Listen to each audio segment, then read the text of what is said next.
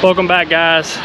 Today we'll be working on an old Squarebody K5 Blazer. It's a good customer of ours. We've done a bunch of builds for him. He just picked this thing up and he wanted to do the Davis off-road package. We didn't go boggers on this one. He wanted to go ahead. We did 36 1450 Swamper radials.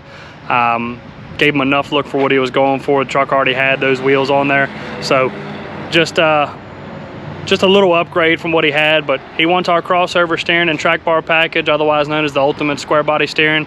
And he also wanted us to do the power drop down steps, the amp research steps that we build the in-house brackets for. After this video releases, those step kits will be live on our website for purchase. Also, the steering and track bar kits are live on the website currently, so check that out.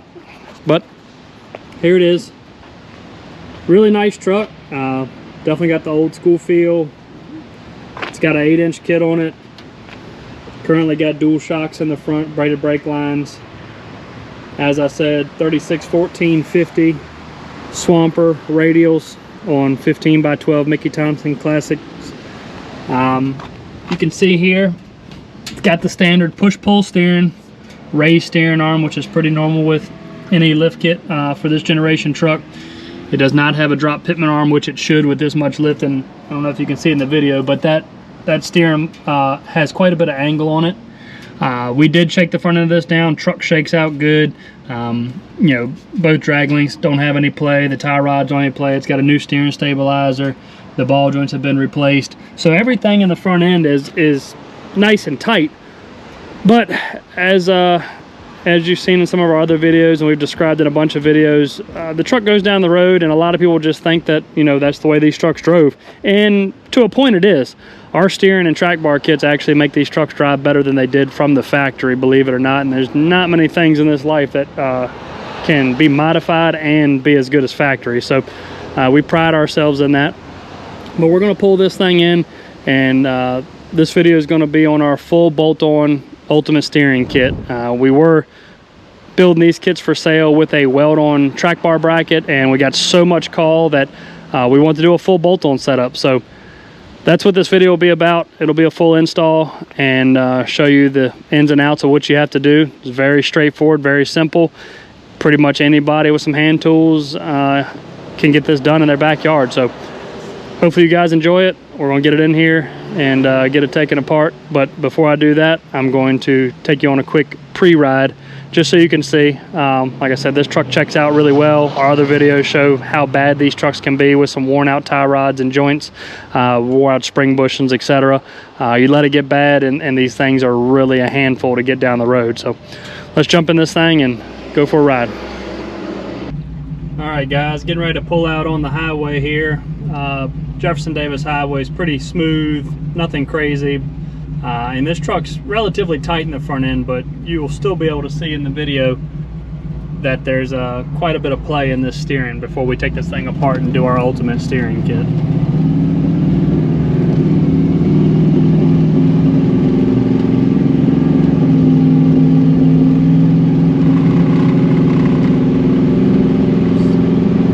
So as you can see, perfectly straight lane of traffic, very little crown on the road.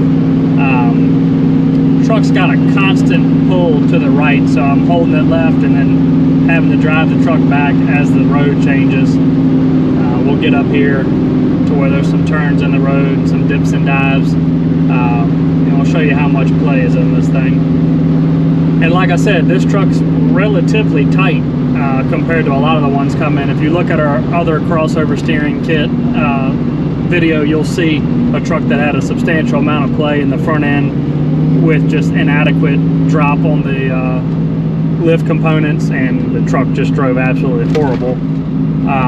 As you saw there, it's got some bump steer too when you hit bumps, which is what our track bar eliminates.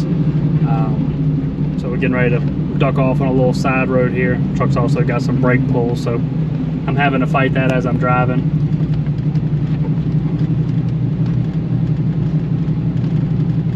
But the point of this part of the video is just to show you that even if you have all replacement front end parts and you think the truck drives as good as it should, you know, for an 80s model vehicle, that there is improvement to be made. We've been building these steering kits for a long time, and Now they're full bolt-on for everybody's pleasure to get on there and actually drive their truck.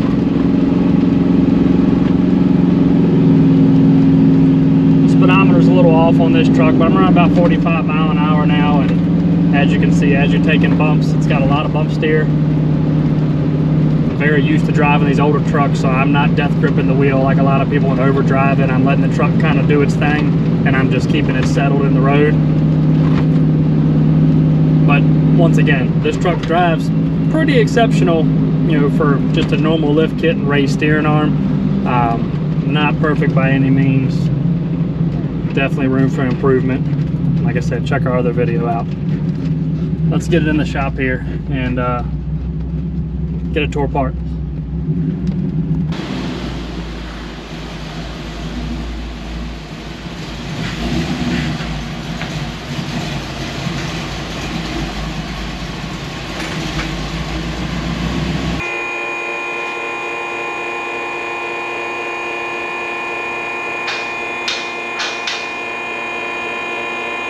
If you purchase a ultimate square body steering kit from us here at Davis Off-Road, this is the amount of parts that you're going to receive. We pride ourselves in building not the only crossover setup or track bar setup in the world, but this is the most complete full bolt-on steering and track bar setup for your square body Chevrolet. This setup right here that you're seeing is for a GM 10 bolt, which would look pretty much identical for a Dana 44.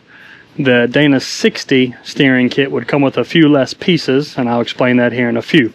So starting off, we use redhead steering gearboxes. We'll drop ship you one of these. This has been the best for us. It's not the only one. You could do Borgeson, you could do a bunch of other brands out there, Blue Top, etc., etc. Redhead's been good for us for a long time, so we stick with them. Get that steering box. You'll get a forged pitman arm that's been tapered for the GM 1-ton tie rods, a new pitman arm nut and lock washer,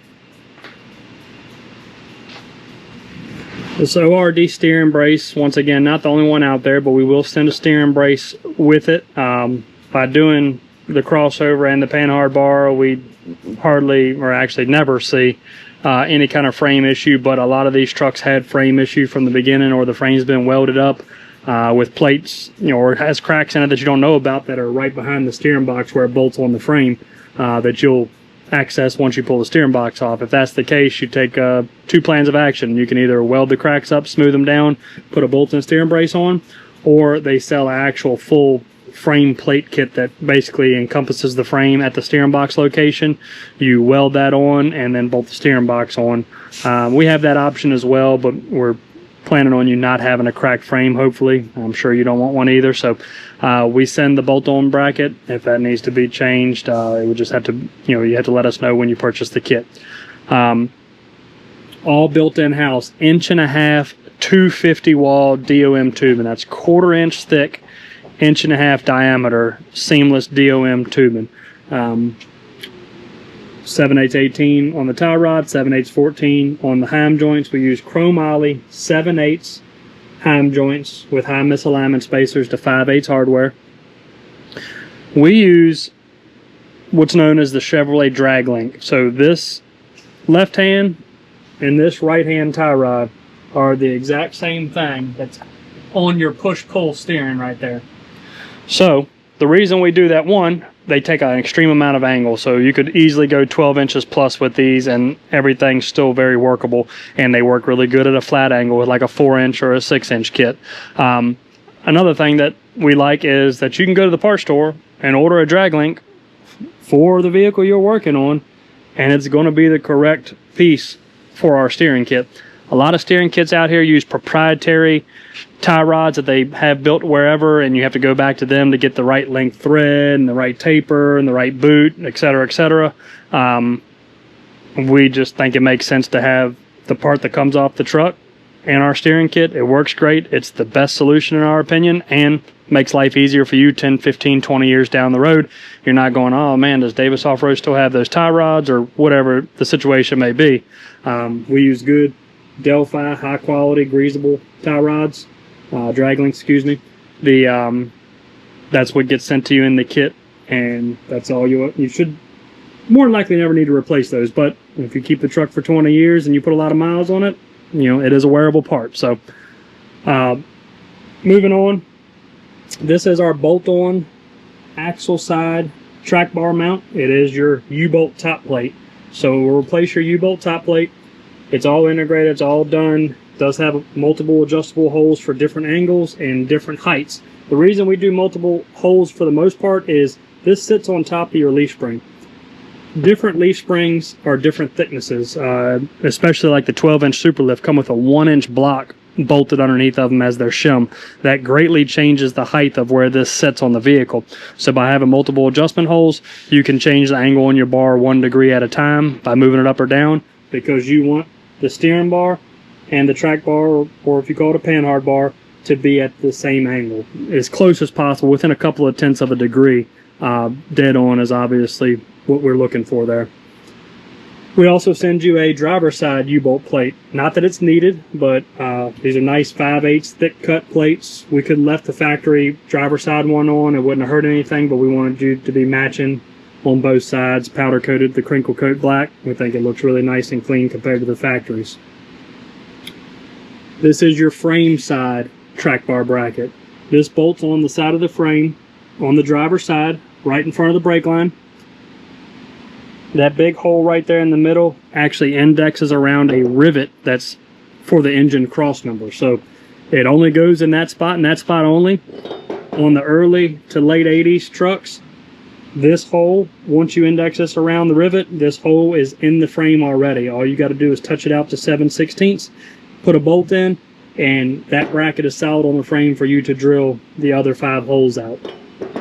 On some of the later and earlier 70s model trucks, that bolt hole is not there, but the rivet is still in the frame in the same location. So in the instructions, it'll obviously go over all that. It still locates where it needs to be.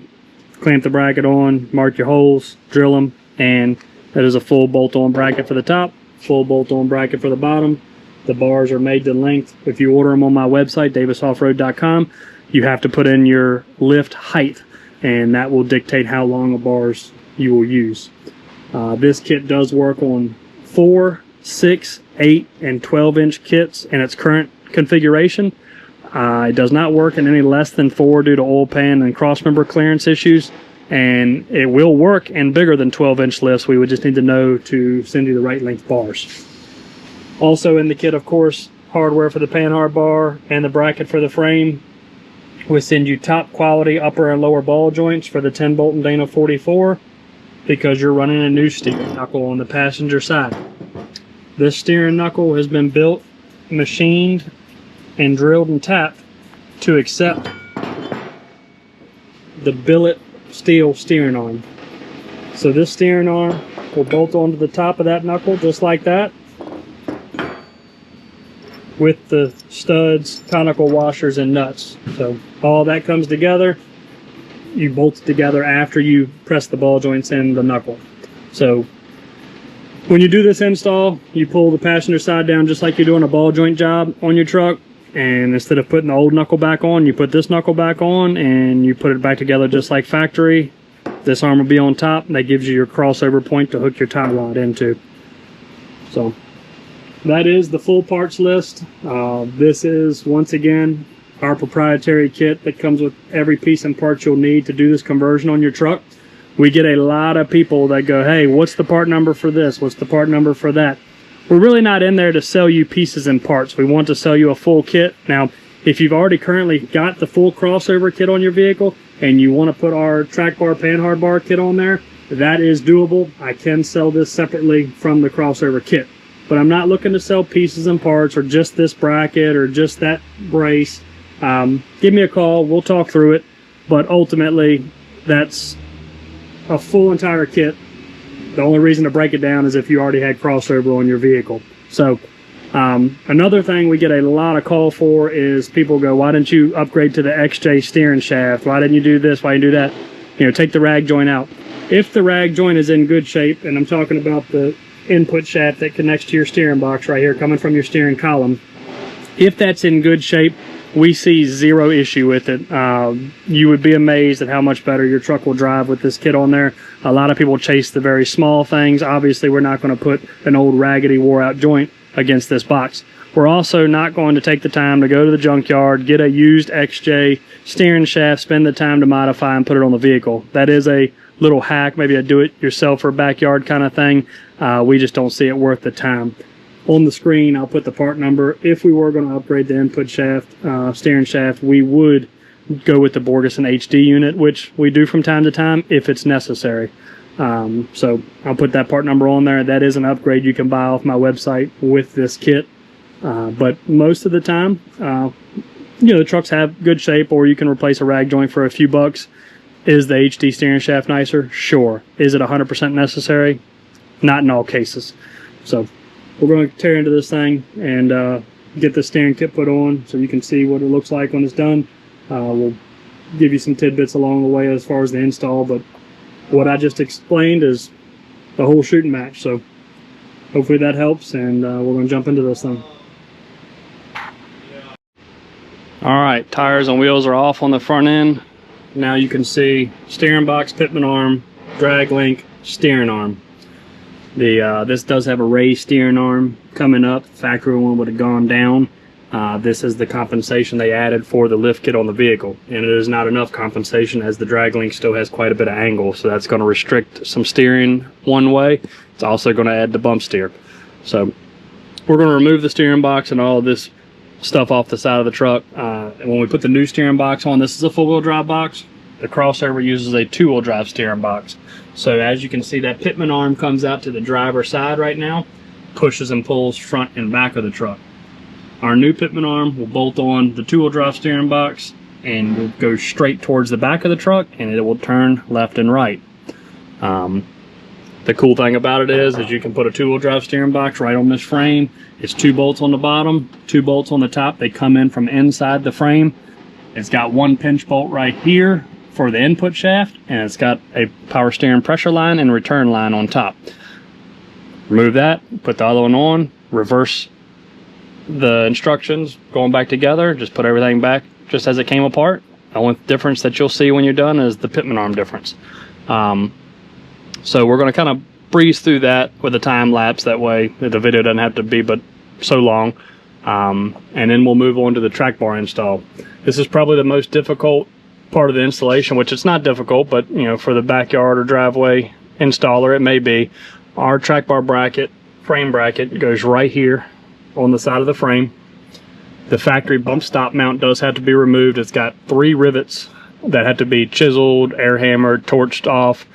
Just take care. You do have some brake lines in this area and stuff, so we typically use an air hammer with a chisel bit. It goes straight down from underneath the hood.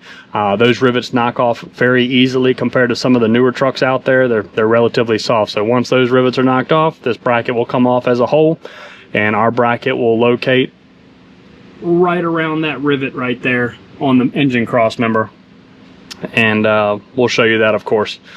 Once all that steering box is replaced and track bar mounts up here, we go down to the passenger side to do the steering knuckle install and the lower track bar mount install. I'll go a little more in depth on putting that steering knuckle on that side. As stated, it's just a direct replacement, so you'll press an upper or lower ball joint into it and put it back on the passenger side, just like if you were doing a ball joint job. We had some requests to go a little bit more in depth with that. Hopefully, by making the video a little longer with a little bit more install on that, it helps some of you guys out. But we'll get that knocked out, and then the last but not least, you will be removing your factory sway bar.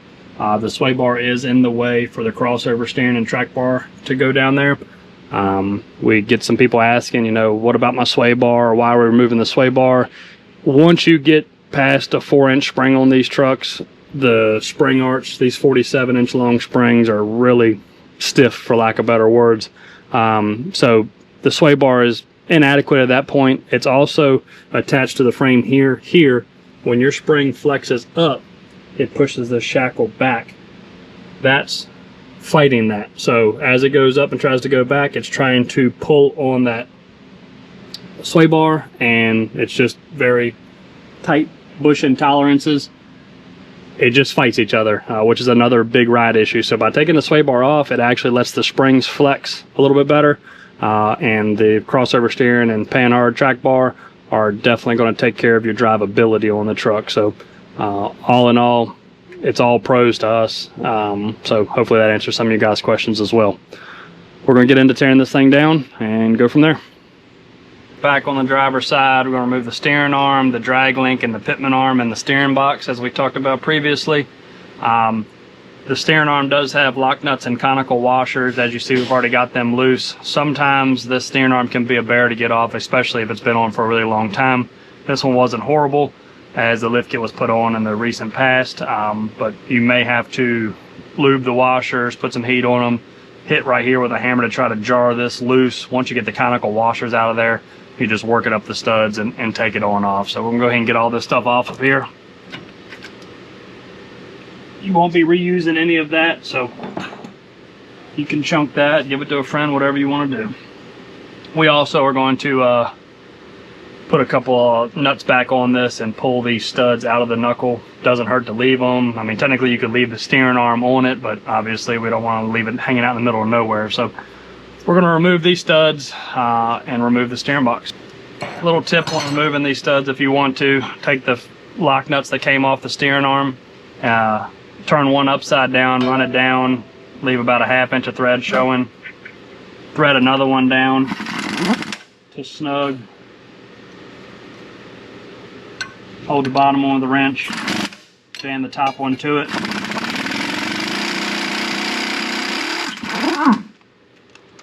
and back it out together.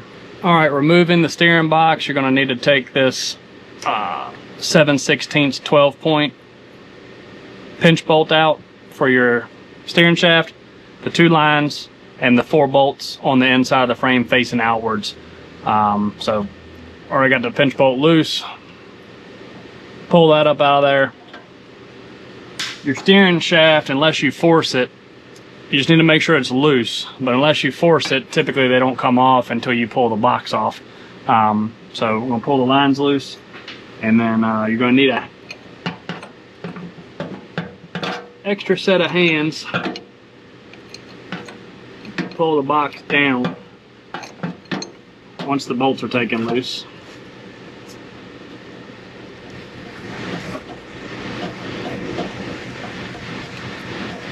Taking the lines loose from underneath the hood sometimes is easier.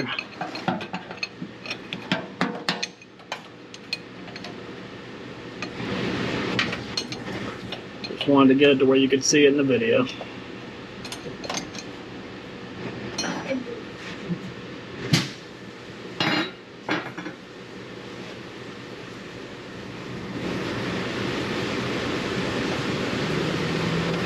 Alright, now the box can come off. This will make a little bit of a mess. It's okay, it happens.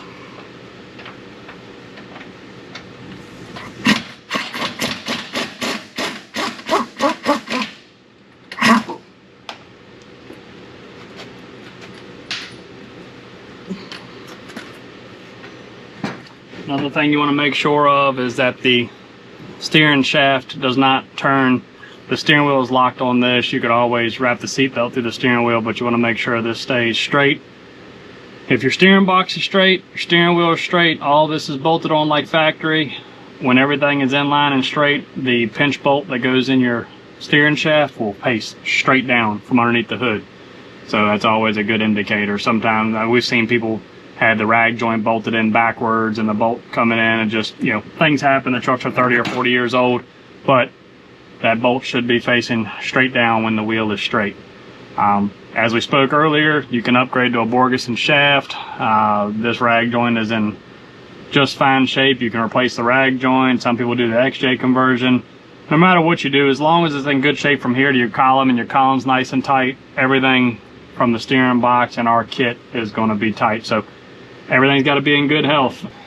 Put the pitman arm on the box before you put the box on the frame, or you can put the pitman arm on after.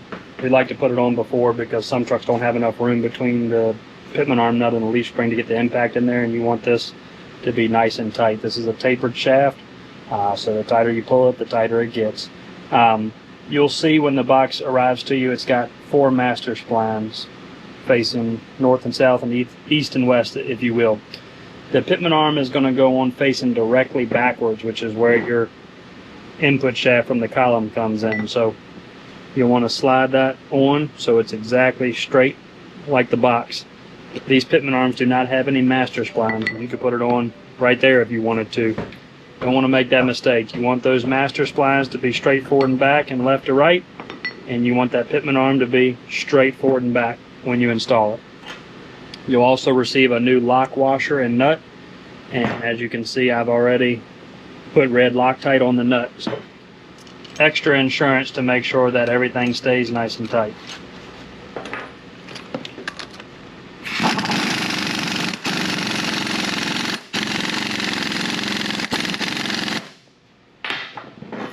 It may move the box slightly, but all you got to do is put it back straight.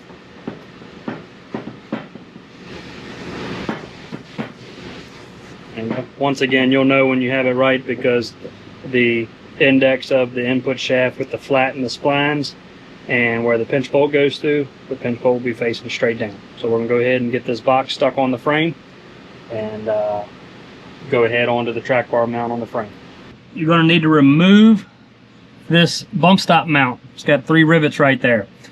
You can use a torch, an air hammer, a grinder, cutoff wheel, whatever you got of use. I typically use an air hammer, go underneath the hood, come down, and knock those off. So I'm gonna go ahead and do that so I can show you the track bar mount. After you cut the rivet head off, just push them through.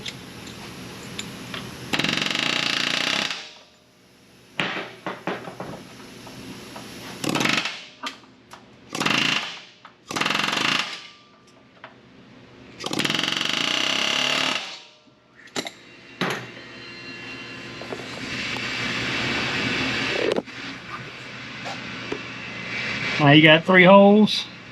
Track bar bracket will go right here, index around the motor mount rivet.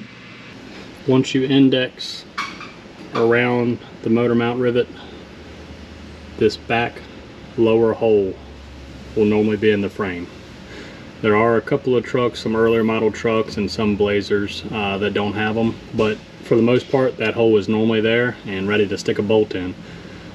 If that hole is not there by chance, right here in front of the brake line, you'll have the motor mount cross member, and you just index that big hole around that rivet and mark your holes. When the hole is there, it's very easy just to put that in there. This back hole almost catches, but it's just a little too far inboard, but use this bracket as a template. Boom, boom, boom, boom, and one in the front. Drill those. Take care. Sometimes this hard brake line that runs behind the frame here is bent down, up. You know, just make sure to take care not to drill through that. It should easily be able to be pushed out the way if needed. This is what your finished product should look like. 4 bolts on the side, 2 bolts on the bottom. So we're going to be replacing this steering knuckle with the one that I've shown you previously. Just a little tool list here, and this may vary depending on if your tie rods have been replaced or your ball joints have been replaced. Sometimes I use different nut sizes, so don't take this to heart, but this should be a pretty close. Couple of the pieces that you may not have in your tool arsenal would be the 4-wheel drive socket. That's going to be for the hub nuts, which are right behind this hub. I apologize for the background noise. We got a lot going on today. 9/16 socket. Worn hubs and lots of factory hubs have a 9/64 Allen head, and they could differ if you've got old Spicers with a Torx head, but nonetheless, just got 6 bolts holding this cap on. Obviously, you probably have what you need to take that out. 1 5/16 on the upper ball joint, 1 1/8 on the lower ball joint, 1 1/16 on this nut, regular ratchet, hammer, cutters to take your cotter pins out. And that's pretty much it. Other than that, I mean, you can get it done with some adjustable wrenches or whatever you have on hand, but this is the gist of what it takes to take this side apart. All right, first thing you're going to do is take the outer hub cap off.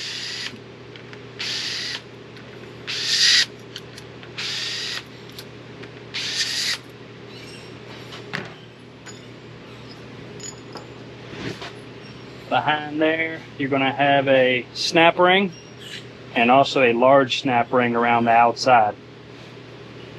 Now this can be trying. Sometimes they pop right out. Sometimes you got to fiddle with them.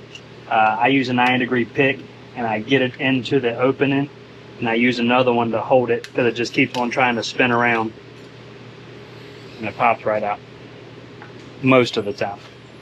You'll have another snap ring right here, which you'll need snap ring pliers for.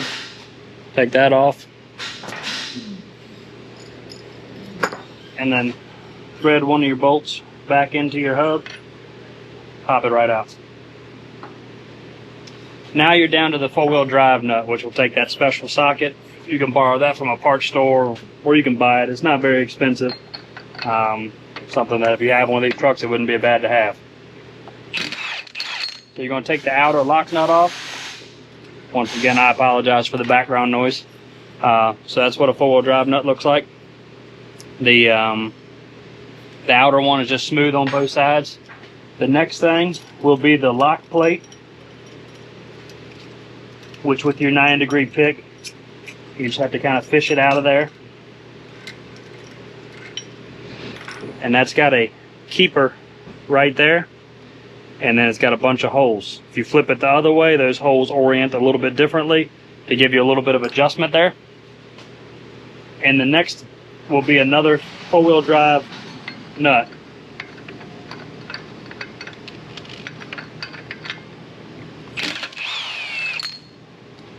Now this inner nut is different. You'll see that it's got a little pin right there. That pin is what orients and that lock collar that we just took off. So this is what you set your preload on your bearing with, and then you slide that lock washer on there, so to speak, and that holds it from being able to back off because of that pin. And that second nut that goes on is the final lock nut to jam it all together. So all those are off now. Next, you'll take your caliper off.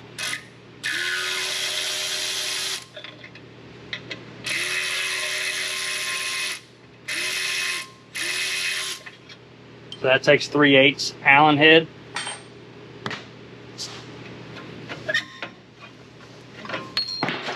Slide your caliper off. Brake pads may fall out. No big deal, they'll go right back in. And you can slide the entire rotor assembly off. Alright, next step, there's 6 nuts around the perimeter there. That's your spindle nuts. They're going to take a 9/16.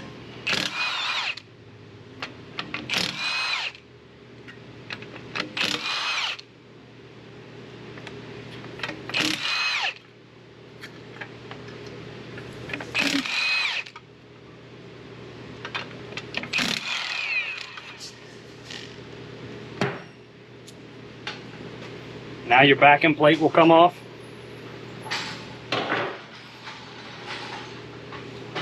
And now you got the spindle. The spindle is hub centric into the knuckle right here. This can be a bear to get off, especially if it's never been off before. So you can either A, hit it right here, which is between the bearing journals. And as long as you don't hit the bearing surface, you can hit right here, which is just a grease cavity. I like to thread one of the four-wheel drive nuts back on, wrap it with a rag, and knock it up and down until you work this thing loose. I'm going to leave the tie rod connected just so this thing's not flopping all over the place.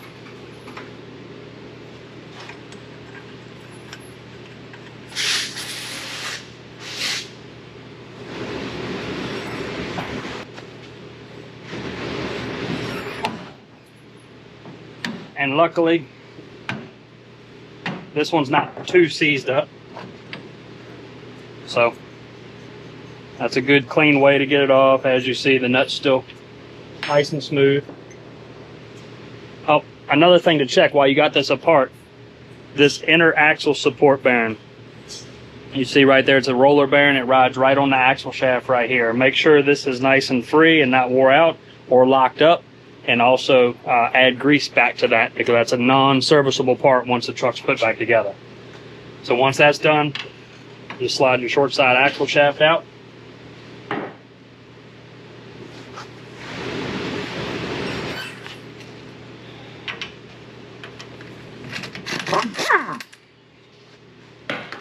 take the tie rod loose.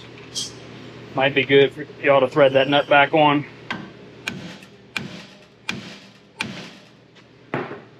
Couple of taps, jar that loose. Now you're down to your bare knuckle and ball joints. Upper ball joint's going to be typically 1 5/16 inches. And the lower is normally going to be 1 1/8 inches.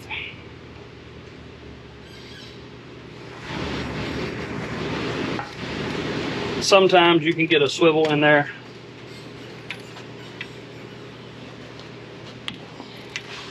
But it's pretty short thread, so you can go right through the spindle hole and typically run that nut right off.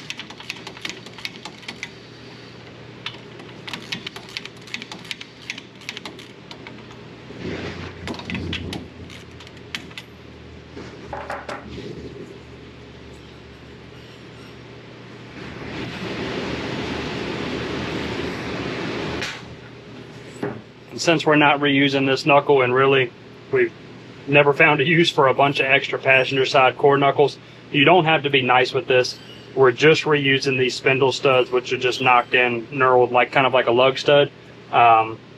So technically I can hit down right here. Most of the time I jar it loose by smacking right here and right here a couple of times, and then just hitting on this big boss right here until it comes loose. Once again, you're not reusing this. I wouldn't do the same method if we were just putting ball joints in this truck, but since we're replacing the whole knuckle, I don't have to be nice with it.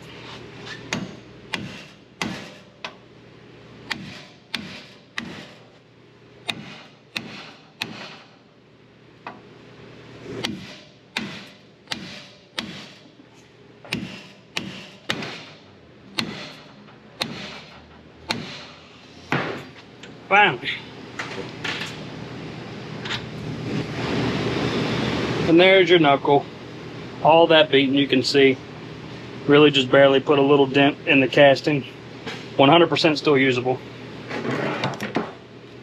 And something that you don't see a lot, but this truck does have, and we'll get into that in a minute, the upper ball joint has a threaded boss that threads down in the top of the C. Typically these holes are straight through, tapered. This one actually at some point in time had an alignment done, because you normally don't have this washer on top.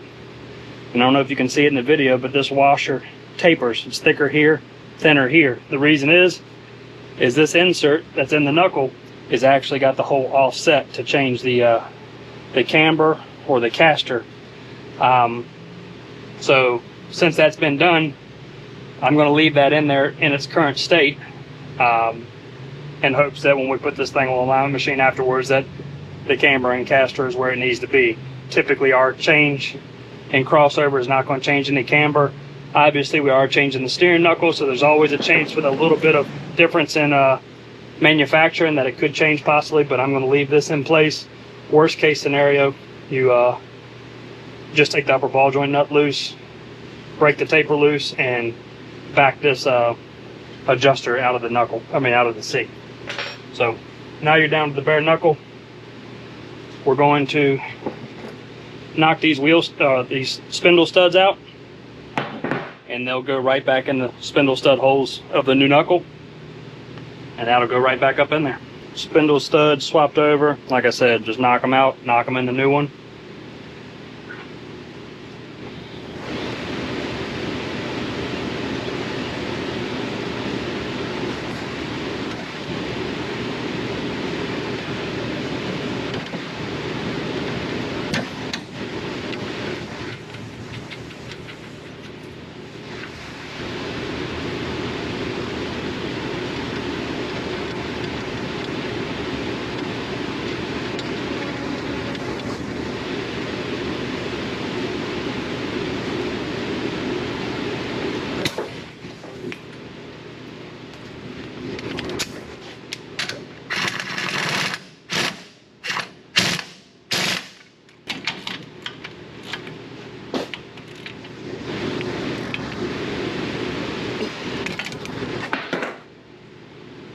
All right, something else important that'll make this truck drive totally different, and if you're not aware, you just don't know what to look for.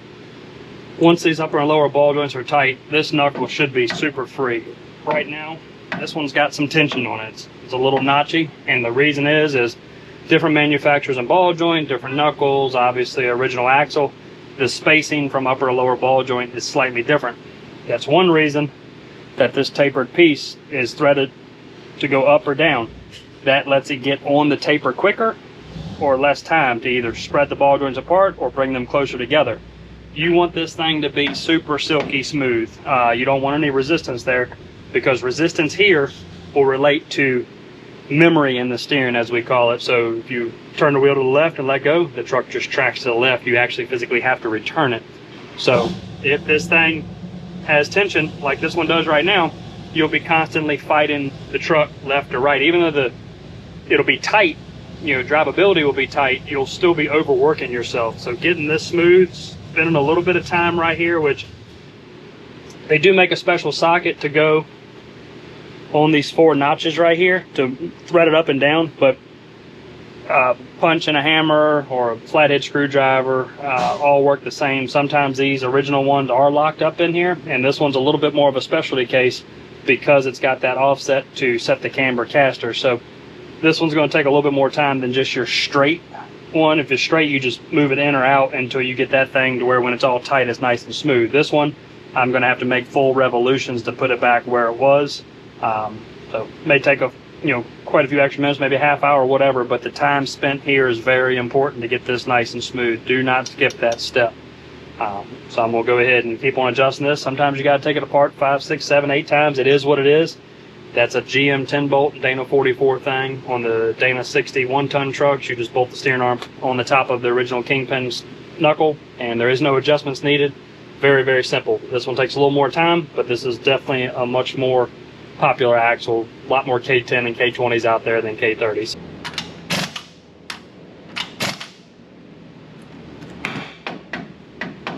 That's what you want right there, nice and smooth and silky. Took about 5 or 6 times to adjust it. Like I said, it's worth the time. You just want the thing to be nice and smooth. You get very, very low input to put into it. These ball joints haven't even been greased yet, so they'll even be freer when I throw some grease in them. But ultimately, that is what you got to do. So on to the next step. We're going to put this thing back together, slide the axle shaft in, put the spindle on, put the backing plate on, just reverse steps, and then after it's all together, we'll bolt the steering arm on top, and this thing will be back together on this side. When you install the axle shaft, make sure you put a little grease on the seal surface. Try to hold the axle up so it's not dragging the bottom of the tube where all your dirt and mud and everything else is probably sitting. This truck's exceptionally clean, so tube was fairly clean as well. Axle shaft's in. Again, remember, put some grease on that axle support bearing before you reinstall.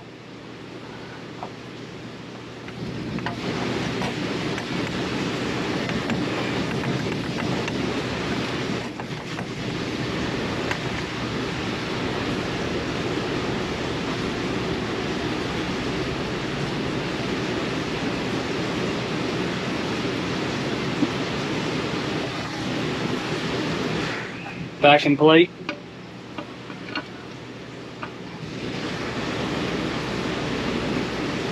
Now sometimes you may have to tap this in because the spindle didn't want to go into the hub centric all the way. So I'm just going to give it some light taps. Try to get it seated on there.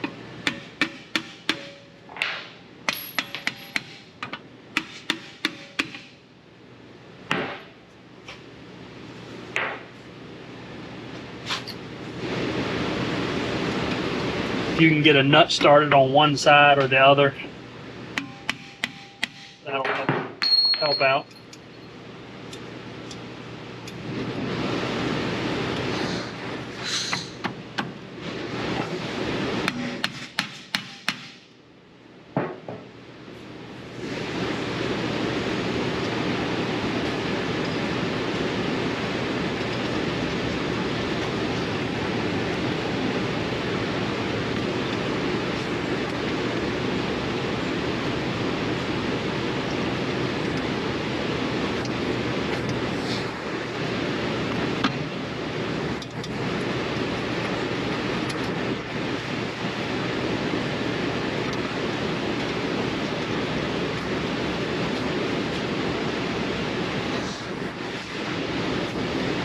And then just pull those up easily.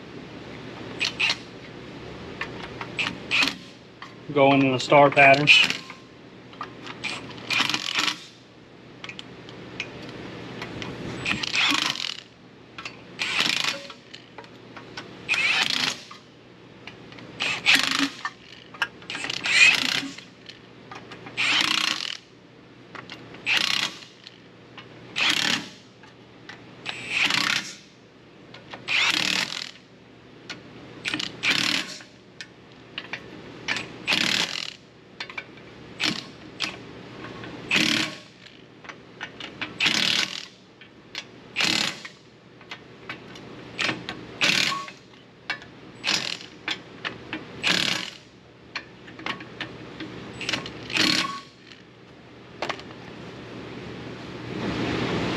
Alright, so I'm going to go ahead and hook the tie rod up to hold this steady for me.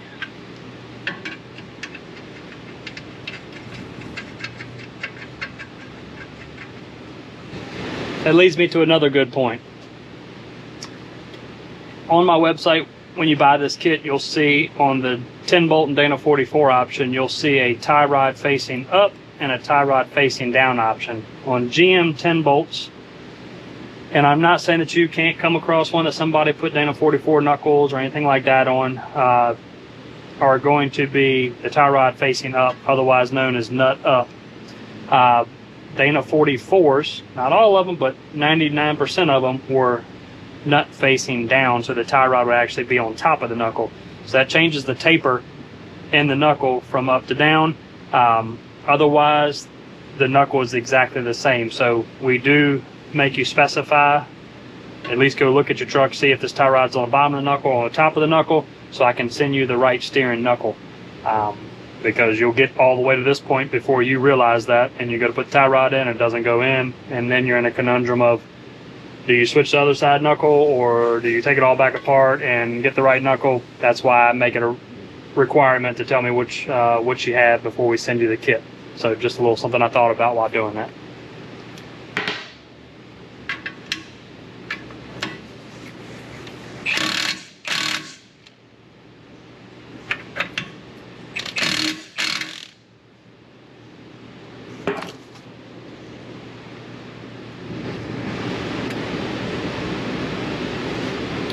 Cotter pin back in place. Now we can slide the hub and rotor assembly on there. This is the perfect time if you need to grease your bearings to go ahead and disassemble grease.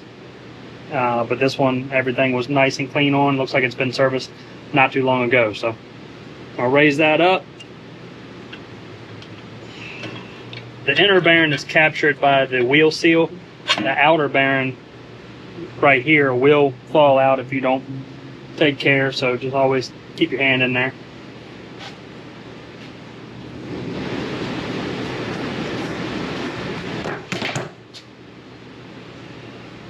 Once again, the inner nut will have that stud. That's to line up your lock plate, so make sure that that's facing out. You see that the tool has a cutout for it right there.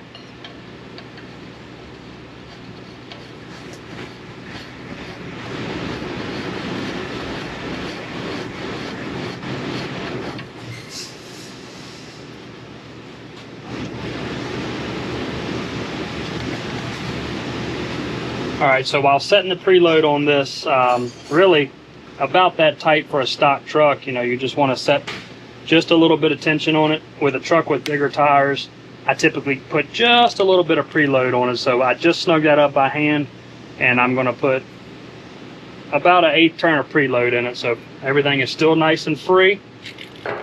Keep in mind, once you put that lock plate on and put the outer nut on, you'll actually build a little more preload than that. It does put a little more pressure on it, so you don't want any tolerance. And like I said, with 36s or 35s, 36s or bigger, I like to put just a little bit of preload because the wheel and tire has so much leverage on it. So if you've never done this before, this is where you might start cussing. That tab that hangs, that tang that hangs off the inner nut, you've got to line this keyway up on the spindle. And then once you line that keyway up on the spindle, you have to make sure that one of these holes indexes with that tang on that inner nut. As you see, the holes are offset differently from that, so by flipping it this way, you change that by about a 1 hole difference. It doesn't always work one way or the other. Sometimes you do have to tighten or loosen that inner nut slightly.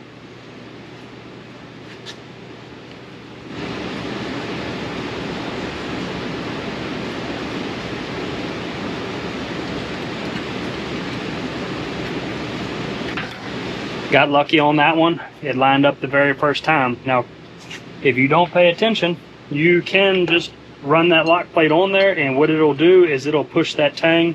It's just a press fit tang. It'll push it right through the nut. Won't be doing its job, but you know, ultimately you still put the plate on there. But you want that thing to line up nice and clean.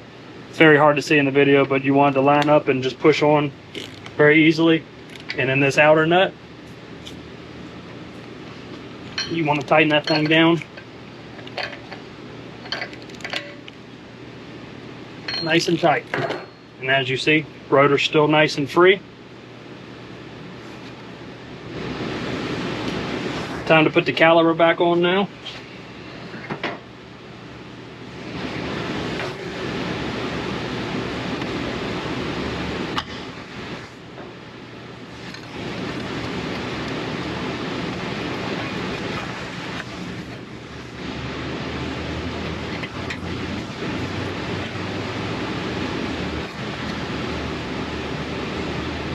Sometimes you got to push the slide collars back in. There's that. Put your 2 3/8 Allen slide pins back in. Alright, now we're going to install the steering arm and the hardware. So looking at one of these studs, you'll see that one set of threads is slightly shorter than the other. It's the long side, the short side. The short side is going to thread into the steering knuckle, and then you'll put the steering arm down on top of all of them. Slide the conical washer down, which seats into that conical taper, and then put the lock nut. And I even put a little Loctite on both sides of the stud, because this is something that's not going to be taken on and off. We want to make sure this stays as tight as possible forever. So I get these studs stuck in real quick.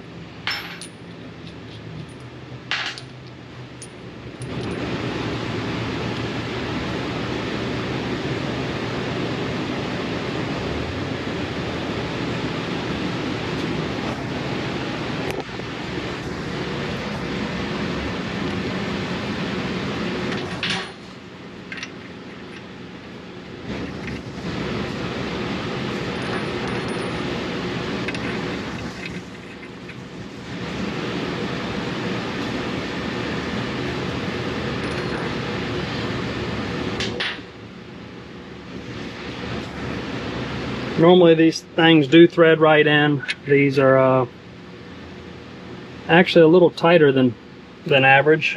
But that's okay. Because what we're going to do, like that one right there, thread right on down in. There's no burrs in the threads. Could have run a chase through there, but what we're going to do, we're going to start the lock nuts on there.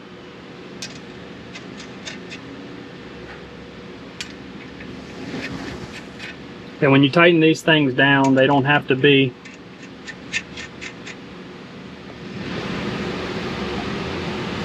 hammered down.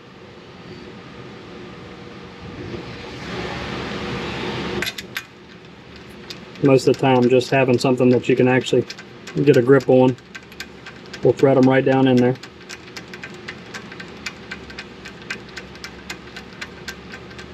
And once that shank bottoms out, you're good.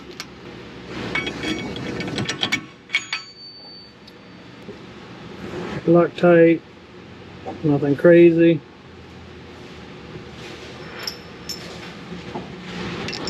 Conical washers.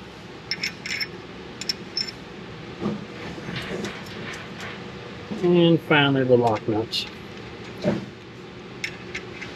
going to remove the U-bolt top plate on the passenger side. As you see, the sway bar's gone and out the way. I'm going to remove this and install the track bar bracket top plate.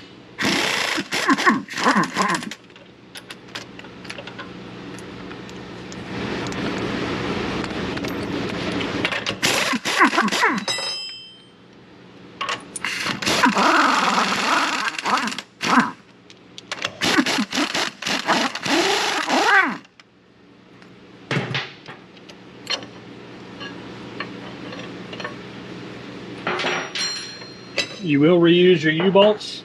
If they are locked up or you fear that they're going to lock up when you do this install, I do offer replacement U-bolts. So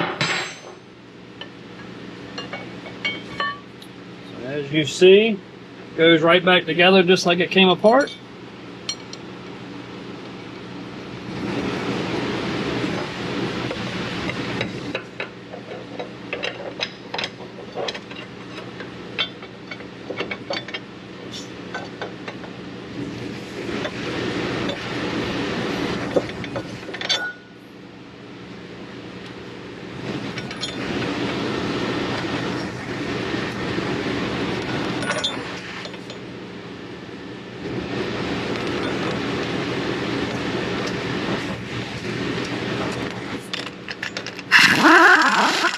Now that you have your steering box on, your upper track bar mount, your lower track bar mount, and your steering knuckle and steering arm, it's time to put the steering drag link on.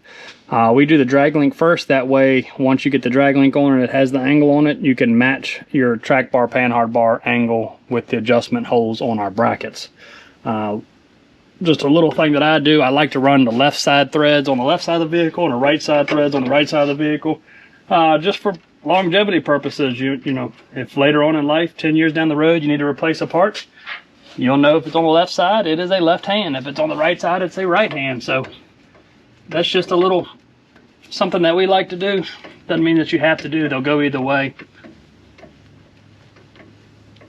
I thread them in almost all the way so they're even, and then I thread it out to get it hooked up.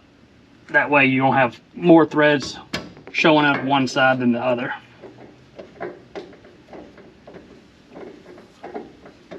And you'll do some final adjustments once everything's bolted in.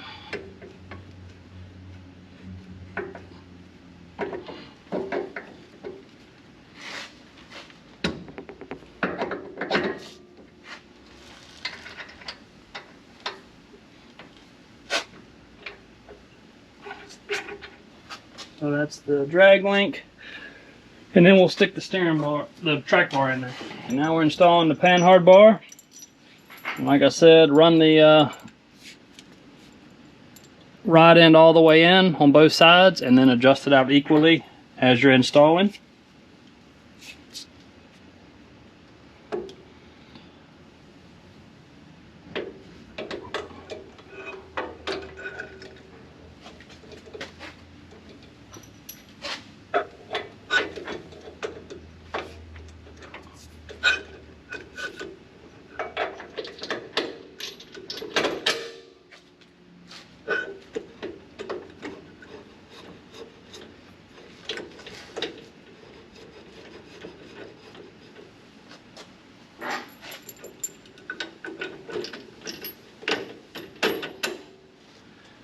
Each leaf spring pack is different. The thickness is different. The heights are different. So that's the reason we put the adjustable holes top and bottom.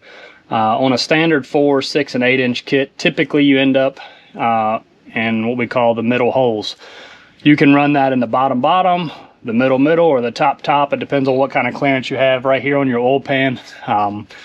Big block trucks are a little different than small block trucks. Less lift is different than more lift, but ultimately the holes are there so you can adjust it up on one end, down on the other. Each hole changes it right about a degree of angle, and as you can see right now, the steering and the track bar mimic each other perfectly in the center holes. So we'll go ahead and tighten all this down and grease the joints up. Before we drive the truck, we'll pull it forward and back and go ahead and adjust the steering bar to get the steering wheel as close to center as possible before driving. We typically set the track bar neutral, meaning the bolts go through freely. It doesn't have pull left or right. Now, if you do have springs that are tweaked or the bushings aren't great, you could technically pull it left or right to center the front end underneath the truck, but ultimately, if all your bushings, shackles, springs, and all that are in good health, the axle should be nice and square underneath the front of the truck. So setting this at neutral allows it to have the same force both ways if it's called upon with the suspension flex. So that is the completion of the install. We'll get you a driving video of afterwards and a full walk around view. On a 2-lane highway passing traffic.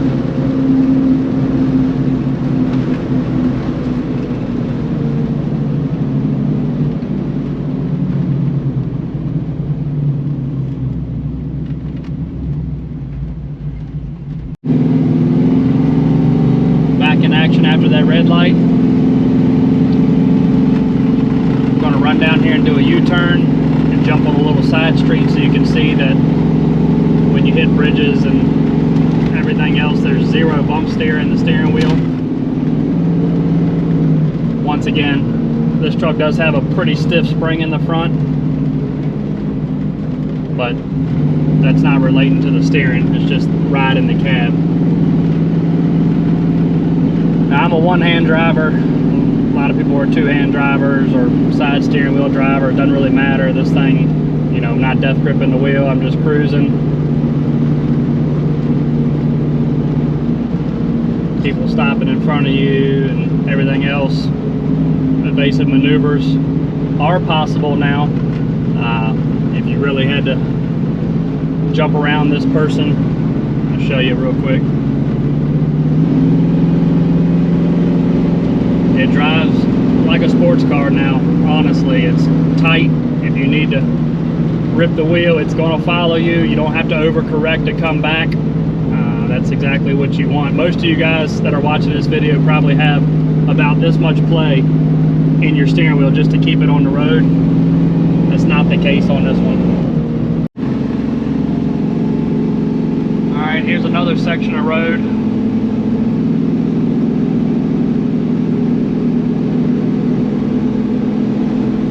Jeff Davis Highway that we work off of is very crowned. It's got a lot of dips and everything else, but the lanes are relatively straight, and as you can see, I'm not working to keep this truck in the lane. In the previous video you saw that it wasn't horrible, but it could make improvement. Some of these trucks are very, very bad. Once again, just super light on the wheel. No hands, no legs, nice and straight down the lane. I don't know many other square bodies with push-pull steering that you can let your hand off the wheel and go down the road, especially on swampers and lifted. And it's pretty impressive what this system does. Up top, you can see the bolt-on track bar mount, red head steering box, custom pitman arm, high angle drag link. We even seen a matching top plate for the driver's side, even though it's not necessary. It does make it look nice. Here is your bottom track bar mount U-bolt plate, your steering knuckle, steering arm, drag link, and track bar. As you can see, the bars are really nice and parallel to each other. Low angle on everything. Plenty of clearance.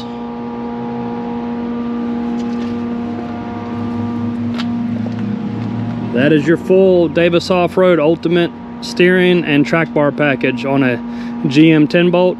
Also going to be the same other than the steering knuckle on a Dana 44. Thank you guys for watching. Reach out to us in the comments or on our website.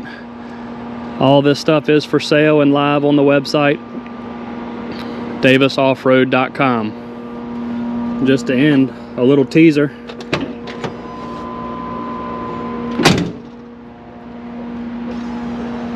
We do have power step brackets for Blazers, crew cabs, and regular cab square bodies on our website. Like and subscribe. Thanks, guys.